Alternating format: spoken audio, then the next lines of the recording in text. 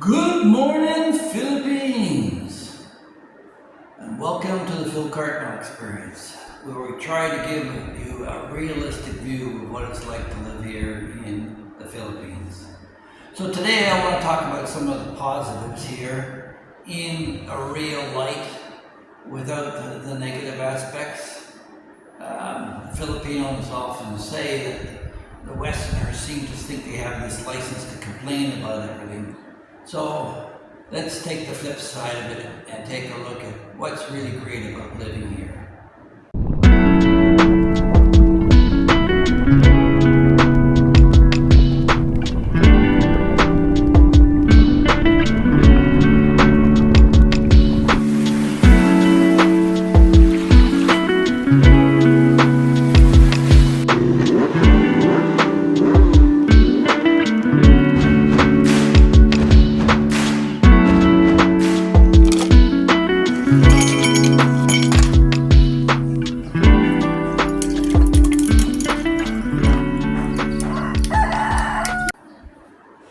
The Philippines is a unique experience, and when you look back at their history of colonization and how they got to this place in this century, you'll begin to understand some of the mentality. I've often described how these island people had a history of taking whatever waste at the end of the meal was and just tossing in the river, and it was carried off to the ocean, and nature took care of it. And with overpopulation and time, this became a real problem.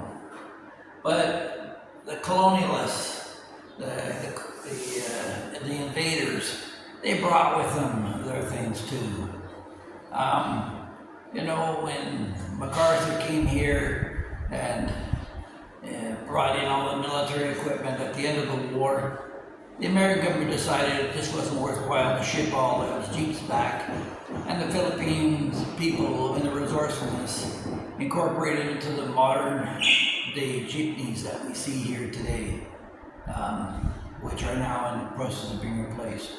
And previously to that, the Spanish, when they came here, they built their villas and all their architecture. You see that throughout Luzon and the Visayas, where they've left their mark here as well.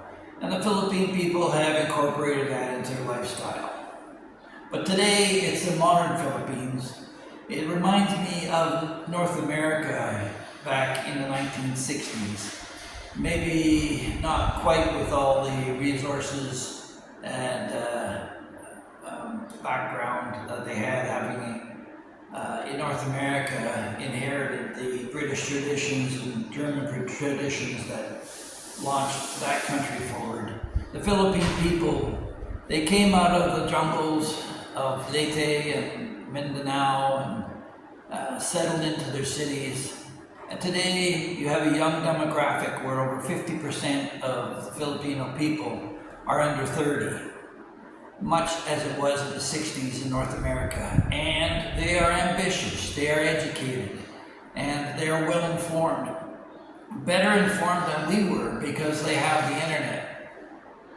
And they are probably the most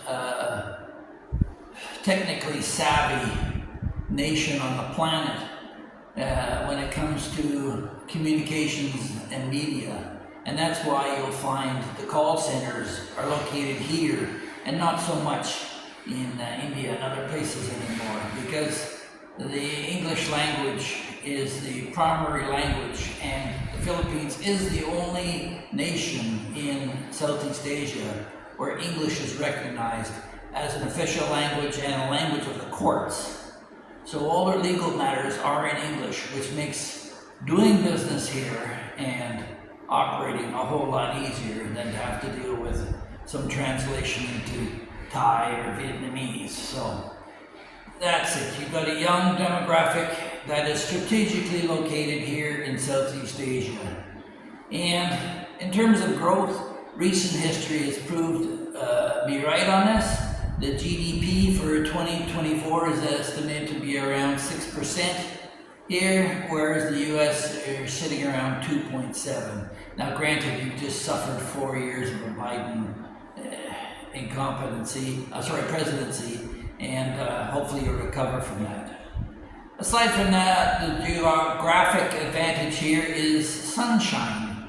You don't have to take your vitamin D tablets unless you're like me and you're indoors all the time in the air conditioning. It is hot, but the sun provides you with all the vitamin D and encouragement. For those of us who have seasonally affective disorder, known as SAD, where we tend to have our metabolisms drop down in the winter months in northern climates, here you're going to be active all year round. So in your 70 plus years that you live, you'll be more active and more productive in that you'll be active year round. When the sun rises in the morning at 6 and goes down at 6, it sets a regular cycle and you can organize your time better. Now, aside from the location, what's here is minerals. They have the #1 producer of nickel after Indonesia. Sorry, the bird here just won't shut up. Anyway, we'll just talk through it, okay? So yeah, you have gold and silver, copper, iron, chromium, zinc, and that's with only 5% of the Philippine archipelago being explored. They don't know just how rich they really are. So there's a huge potential there as more business opportunities come into play. And that under this regime with Bongbong Marcos, Ferdinand Marcos Jr., he's opening up and relaxing some of the laws in terms of foreigner ownership and participation. So that will only make things all the stronger. But having said that, the Philippine people, they're smarter than you gotta give them credit for, because they've learned that they've been burned by colonialism, and they're protecting their society from outside abuse. Now, within the family, there's another situation, but for foreigners, you're still foreigners. Lapu-Lapu was instrumental in cutting down Magellan when he first landed here and delayed the invasion by a couple hundred years. But they're proud people, and they're gonna not stand by exploitation. And similarly, you're gonna see that on the other foot. Don't come here without respect and expect respect in return. The people are friendly and they're unified by an English language. That's what created these islands, by a common language. And socially, there's a huge advantage here. When I was in New Brunswick in Canada, I had a problem with renters coming in, and the drugs that were going on. Had a SWAT team come in on my latest acquisition and shut the place down. It's simply unsafe to raise children in Canada, probably North America, in many locations. So after a year in Canada, we decided to settle here in the Philippines, and we're glad we did, because family does come first. And here, the government is serious about wiping out drug dealing, and to the point where Davao is probably one of the safest cities in Asia. And if you look at the crime index in many of the Philippine cities, it's far better than it is in American cities. So I feel safe here. People talk about kidnappers. Yeah, you know, if I were to go off into the Ozark Mountains somewhere with a backpack and along kumbaya and not be watching my back, I'm sure there's some mountain person up there that will want to take advantage of me. And you're going to find that anywhere in the world. I've been through the hills of Cambodia where we had to go down the mountainside with the engines turned off and the radios down because we were entering into a kidnapping zone. That's part of travel, and you've got to know where and educate yourself as to where it's safe and where it's not. Now, there's guys who do live in Mindanao, keep their head down and stay out of the trouble, and still, they have to be always cognizant of where they are and behave accordingly. So, let's talk about family. I see a lot of single guys coming here of notable worth. I'll give a shout out to Chad Foster as he wanders through the Philippines like Friendly Guy did, looking like a lost soul trying to find his Filipina. One of the best ways to find a woman is to stop looking. Be yourself, and they'll eventually come to you. The right ones will. But if you're out there looking desperate, you're going to get the bottom shelf of goods. So, focus on yourself and family. And speaking of family, remember that when you come here in the Philippines, family is number one. I didn't marry my wife alone. I married her mother and father and her 3 sisters and the nieces and nephews and some brother-in-laws that came in with the package as well. You gotta be aware that family is number one. And for that reason, abortion, divorce, and what they call utang na lang, taking care of your parents, is mandatory. So until you accept that point, and